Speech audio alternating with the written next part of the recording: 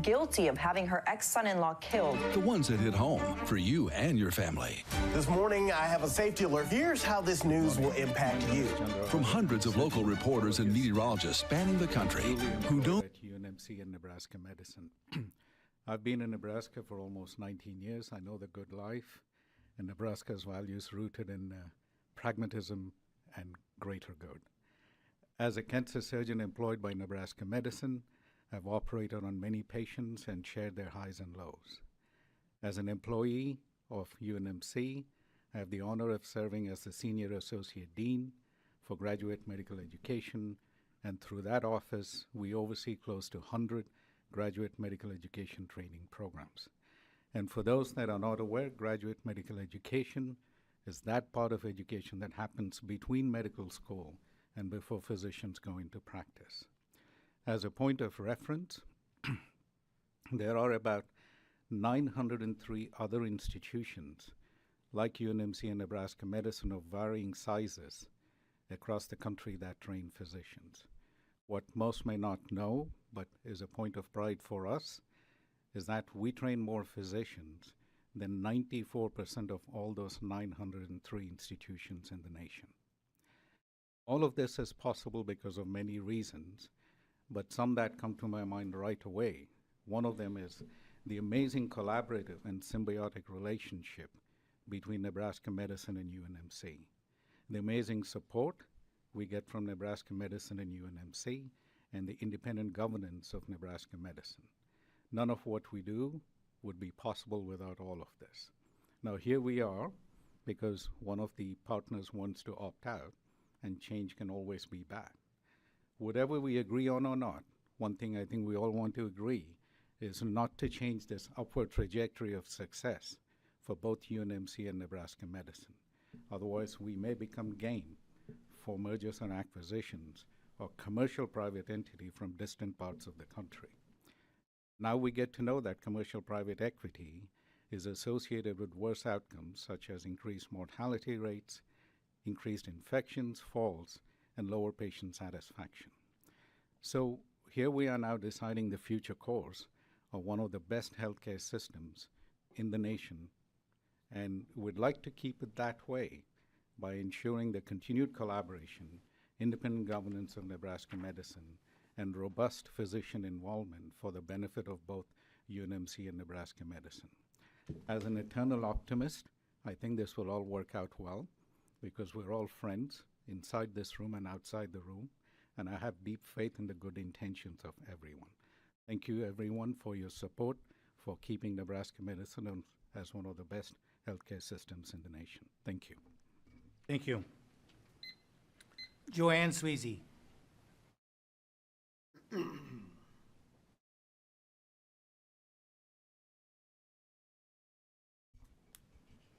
Greetings, and thank you for the opportunity to speak with you today. I'm Joanne Sweezy, and I have the distinct privilege to serve as the director of the Fred and Pamela Buffett Cancer Center, one of only 73 National Cancer Institute designated cancer centers in the nation and the only one in Nebraska. I'm an employee of the University of Nebraska Medical Center, yet I not only report to Interim Chancellor Dr. Deli Davies, but to Nebraska Medicine CEO, CEO Dr. Michael Ash, demonstrating the importance of the Cancer Center to both UNMC and Nebraska Medicine. We've achieved National Cancer Institute designation, and we can credibly aspire to achieving designation as an NCI Comprehensive Cancer Center at some point in the future because of the strength of the collaboration between UNMC and Nebraska Medicine. This partnership is critically important to our designation and enables us to be successful in obtaining NIH funding, attracting superstar physicians and researchers, along with industry partnerships and philanthropy. There are very clear guardrails around the UNMC Nebraska Medicine affiliation that must continue, and it is imperative that physicians and other clinical experts govern patient care. The academic research and clinical activities that have been so successful in the past could, I feel, continue to be successful under the proposed sole governance agreement if those guardrails continue to be present. I don't think anyone speaking here today will disagree with me when I say Nebraska Medicine does an expert job in its clinical role as our academic medical partner. UNMC is what it is because of Nebraska Medicine and vice versa, and the Cancer Center is a major beneficiary. My hope for the future is that this partnership continues to become even stronger. In my role as the president of the Association of American Cancer Institutes, with membership of more than 100 freestanding and academic cancer institutes, I can say that this type of arrangement is not uncommon. When I came here in November of 2023, it was to serve the people of Nebraska by decreasing the cancer burden in the state. I was and am still convinced that this is possible because of the strength of the Cancer Center and the positive and productive partnership between UNMC and Nebraska Medicine that continues to benefit the people of Nebraska. Thank you very much for your time today.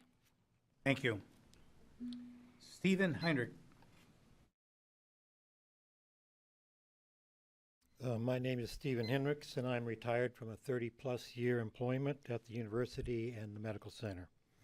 I remember when we had our own hospital and our own board of directors.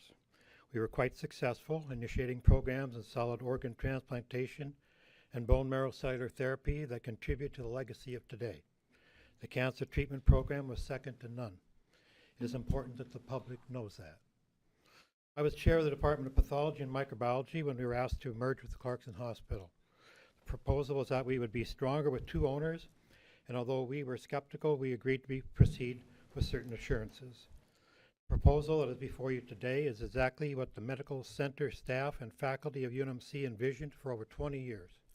It is important that the public knows that. I'm grateful to the leadership of Clarkson Foundation for their vision of the future. I am hopeful that the two members or owners of the partnership will come to an agreement soon. Should a decision be made to proceed, there will be plenty of time to map out a future organizational structure. What I learned in 15 years of administration is that it is the people, the physicians, the nurses, and the staff that make the hospital, not the CEO or the hospital board. It's important that the public knows that. What about the price? It is hard to estimate the value proposition of opportunity, and this is an opportunity of a lifetime. I urge you to acquire the Clarkson interest. Thank you. Mike Niebel, are you still here? David Bigley, please.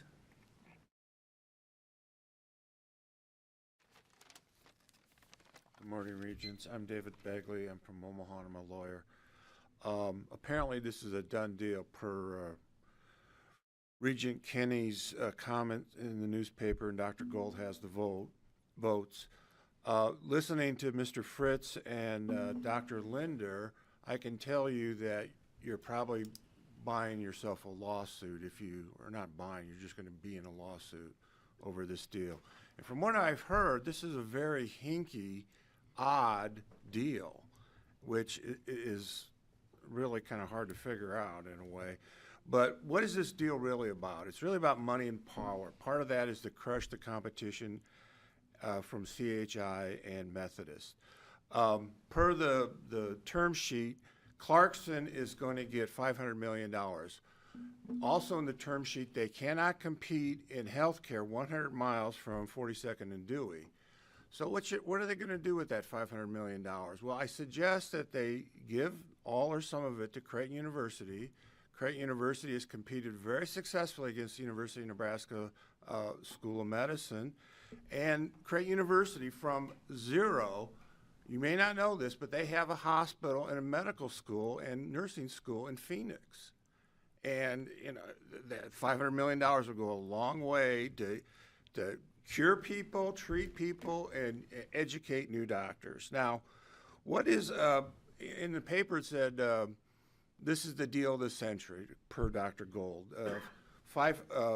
It's 50 cents on the dollar. So what are they going to do with the cash flow? And I'm sure this thing, you've got the assets to collateralize and borrow the money. But what I suggest and I think is going to happen is Dr. Gold is going to build an empire of mostly useless research. Useless is a harsh word, but in the fall of 2021, The top doctors at UNMC told the school kids across the state of Nebraska, you got to continue to wear masks. It's been established that by that time it was completely worthless. Dr. Gold has, in my opinion, extremely poor judgment. And what I will bring to your attention is the horrible, horrible thing where at UNMC they were doing gender affirming care. They were making mentally ill kids lifetime medical patients, and that never, ever should have happened. That was deeply immoral, and the unicameral had to stop you. So I don't trust Dr. Gold. I think he has bad judgment, and I don't think you should approve this deal. Thank you very much. Thank you. Bill Lydiot.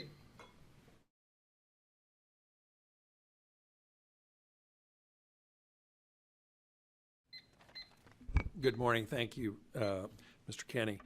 My name is Bill Lydiot. I'm the CEO of Clarkson Regional Health Services and a head and neck surgeon.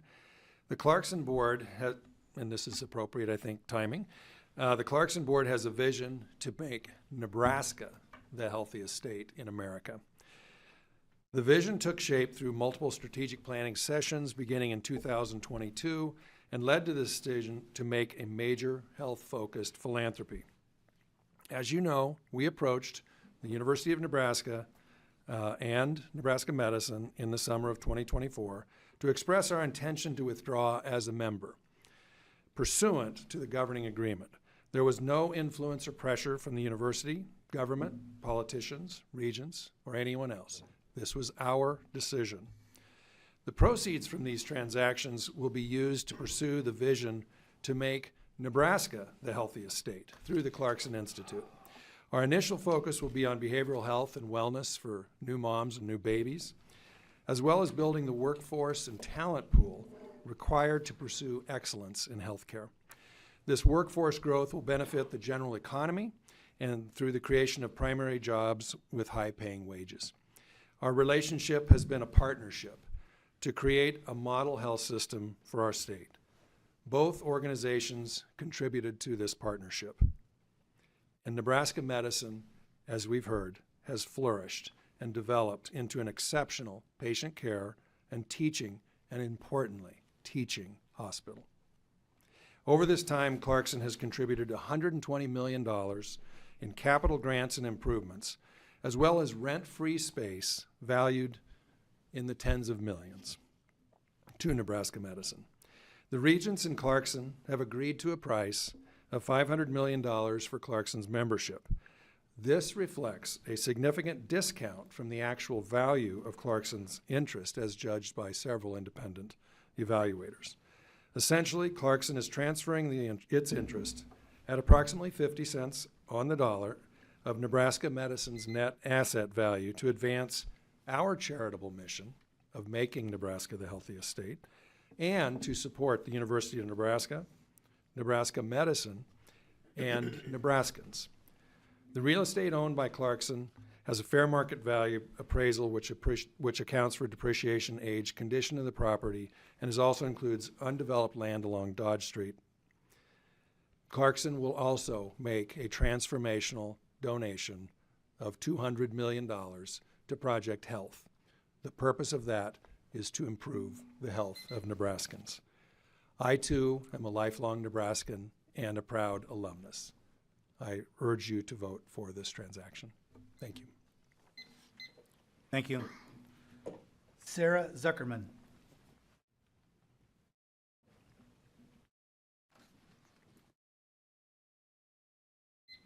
Good morning, I'm Sarah Zuckerman. I am the president of the UNL chapter of the AAUP, and I oppose this deal.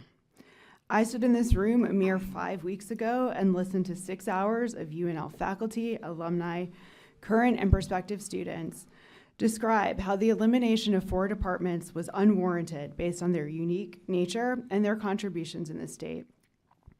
While Table 3 was notably absent from your packets, all of these departments generate revenue. I was here in the room when the board members said there was not enough money to delay the decision by even a single month. I was told by UNL administrators that the Board of Regents, and specifically President Gold, wanted our salaries off the books as soon as possible. How can it be that there's not a sufficient amount of money to fund less than $7 million in faculty salaries, faculty who generate revenue, but there is $800 million to do this deal? That amount of money would pay for those departments for over 100 years. Dr. Gohl has stated that these funds are not coming from the state or tuition dollars, but where are they coming from? There's been no explanation about why such a large amount of money is being funneled to the Med Center, while UNL is being forced to eliminate revenue-generating departments. I have nothing against UNMC. Their expertise in Parkinson's was how I could bring my father here after I got tenure. But I find this all very fishy. I'm well aware that the federal grant situation is bleak, and I listened to Regent Stark tell us how he was fired after he lost his grants, and not someone else on another campus. I've recently visited several institutions in the South and learned from their administrators that their congressional delegations have helped them reverse federal grant cuts. Where is our delegation in helping us do that while you dismantle the university? How is it possible that none of this money could be given to the flagship university where there are also world-class faculty? And if you thought the faculty would not notice this in the wake of the chancellor's enormous golden parachute, I'm here to tell you that you're wrong. And I'm here to tell you that the continued degradation of UNL and UNK has not gone unnoticed. Based on what I've heard today, the deal should not happen. And instead, the Board of Regents and President Gold must work with our state legislature and the governor and our congressional delegation to fund the NU system as it should be across all the campuses, and reinstate the 4 departments and all of the faculty members, and next month reject cuts to UNK. Thank you. Thank you. Reva Haggard.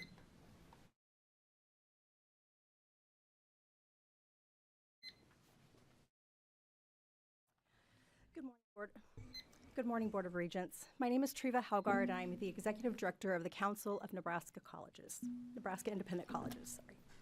I want to express our strong support for Clarkson College as a valued member institution and a vital contributor to our Nebraska's higher education and healthcare workforce.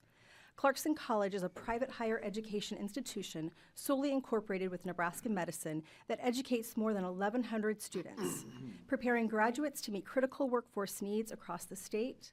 As a member of SYNC, Clarkson College upholds the values of academic quality, student-centered education, and community impact that defines Nebraska's independent colleges and universities. It is essential that Nebraska students have meaningful choices when deciding where to pursue their post-secondary education. Independent institutions like Clarkson College expand access, foster innovation, and provide pathways tailored to diverse learners. Preserving a range of high-quality institutional options strengthens Nebraska's overall educational ecosystem and ensures students can select programs that best align with their academic, professional, and personal goals. This support is particularly urgent in the context that Nebraska's healthcare workforce needs. With more than 1,400 open nursing positions statewide, Nebraska's citizens and communities are best served by maintaining, not losing, a high-quality nursing school that is producing well-prepared, practice-ready graduates. Clarkson College plays a critical role in addressing this shortage and supporting the healthcare and well-being of communities across Nebraska. For these reasons, the Council of Independent Nebraska Colleges reiterates its opposition to the proposed transaction and urges decision makers to carefully consider potential long-term consequences for students, institutional choice, and the state's healthcare workforce. Thank you. Are there any other individuals who have not yet had an opportunity to address the board on item on the agenda? If so, please come forward, identify yourself, and complete the sign-in before you leave. You'll have 3 minutes.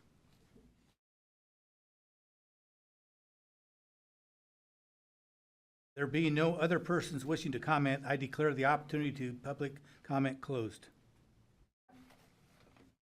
Regent Claire, I believe you have a motion for us to go into closed session. I move that the Board of Regents go into closed session as authorized by... I move that the Board of Regents go into closed session as authorized by Section 84-1410 of the Nebraska Revised Statutes for the protection of the public interest and to prevent needless injury to the reputation of persons who have not requested a public hearing for the purpose of holding this discussion limited to the following subject matters involving a real estate transaction. Second. Roll call, please. Regent Wilkins. Regent Schroeder. Yes. Regent Lacey. Yes. Regent Calamari. Yes. Regent Schaefer. Yes. Regent Shear. Yes. Regent Stark. Yes. Regent Whites. Regent Wilmot. Yes. Regent Clare. Yes. Regent Kenny. Yes. Motion passes. We're in closed session. It's now 9:55. We're in closed session.